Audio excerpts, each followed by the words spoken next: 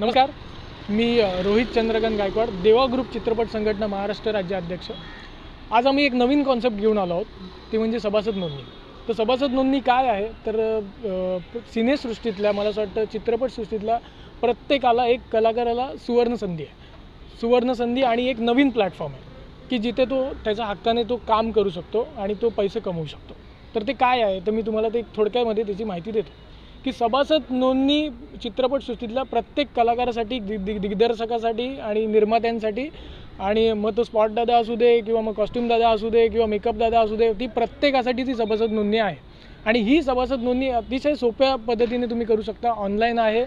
तुम्ही ऑनलाईन सभासद नोंदणीचा फॉर्म भरू शकता। 151 रुपये एकदम अल्प रुपयामध्ये ती सभासद नोंदणी आपण ठेवलेली आहे की जेणेकरून आपण पुढच्या येणाऱ्या दिवसामध्ये आपण देवा ग्रुप चित्रपट संघटना येणाऱ्या दिवसात या कलाकारांच्या भवितव्याचा विचार करू शकते। चित्रपटसृष्टीतल्या प्रत्येक कलाकाराचा भवितव्याचा विचार आपण इथे करू शकतो।